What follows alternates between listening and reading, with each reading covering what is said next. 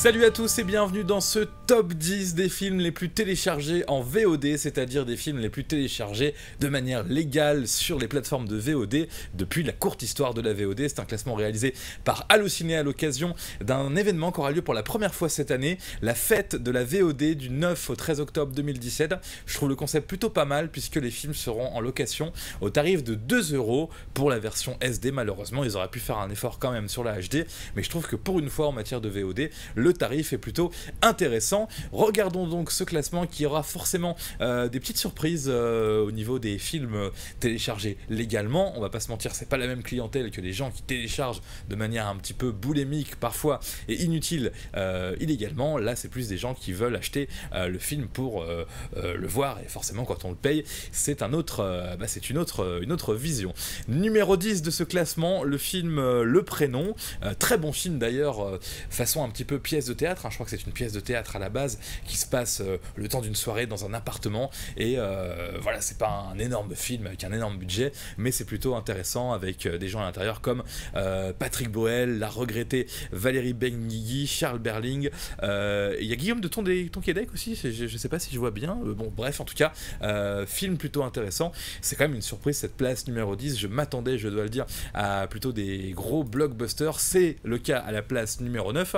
Là on sent que les jeunes payent aussi pour de la VOD pour voir leurs films un petit peu fétiches.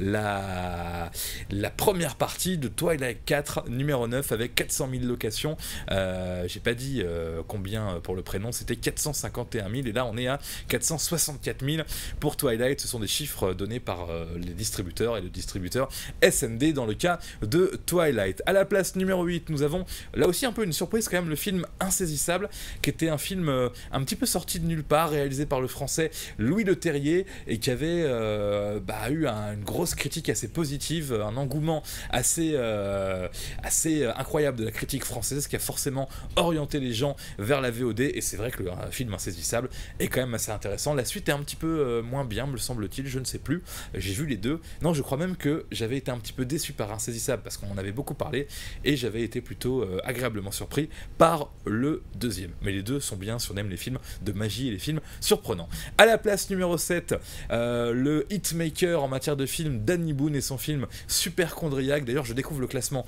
en même temps que vous, c'est vraiment réalisé dans les conditions du direct, là pour le coup, j'ai pas regardé avant.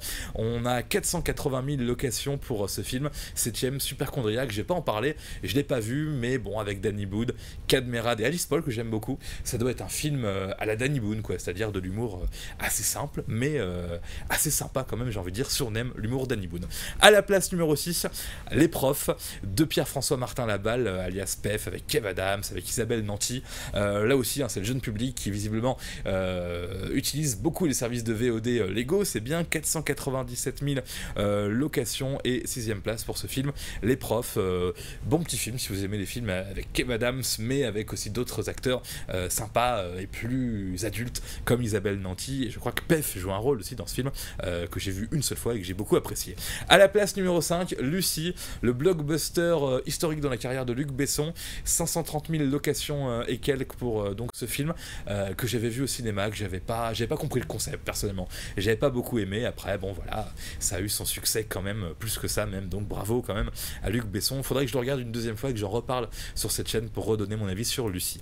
À la place numéro 4, ah oui, La Famille Bélier quand même, 538 000 locations. C'est un classement qui est pas très équitable parce que en fait les films qui sont sortis récemment, vu que la VOD fonctionne de plus en plus, forcément ils ont plus de chances d'être dans les premières places. En tout cas, La Famille Bélier numéro 4 avec notamment Louane dans le personnage principal, film vraiment multigénérationnel qui a dû se louer en VOD pour toute la famille évidemment. Numéro 3, Intouchable, on est à combien, 568 000, c'est ça, donc c'est numéro 3, mais finalement c'est pas grand chose par rapport au nombre d'entrées au cinéma, comme quoi la VOD rame encore un petit peu, et on a vraiment besoin de ce genre d'événement type festival de la VOD, et puis surtout petite baisse des prix parce que c'est encore cher la VOD, et ce délire HD SD qui est incompréhensible. On devrait avoir le film au même prix en HD, en 4K, en SD ou en n'importe quoi, en n'importe quel format. C'est un petit peu bizarre cette politique tarifaire. Numéro 2, Les Profs 2,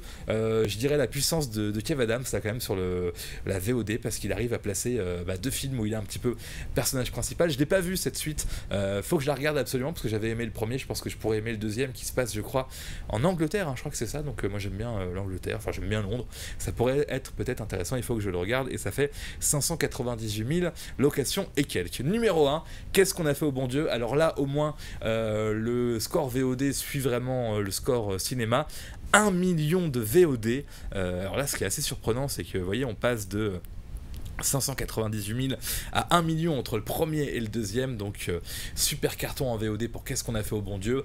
Film assez intéressant, assez intelligent, voilà, qui aborde plein de thèmes de manière assez intelligente et drôle évidemment, et qui est numéro 1 de ce classement VOD. Alors le festival de la VOD avec les films à 2 €, ce sera sur la plupart des prestataires VOD, que ce soit les MyTF1 ou je sais pas si Sixplay fait de la VOD ou pas, et je pense que les scores qu'on vient de voir dépendent aussi quand même de quelle plateforme de VOD a cofinancé le film, puisque les chaînes de télé financent forcément des films et récupèrent ensuite après la distribution VOD sur leur appli. TF1 va financer un film et va distribuer le film et faire de la communication sur MyTF1 par exemple, donc ça dépend aussi de comment a été financé le film et de quelle plateforme VOD le propose. Il y a Orange, il y en a plein, et en tout cas pour terminer, donc bravo à qu'est-ce qu'on a fait au bon Dieu, numéro 1 de ce classement des films les plus téléchargés en VOD,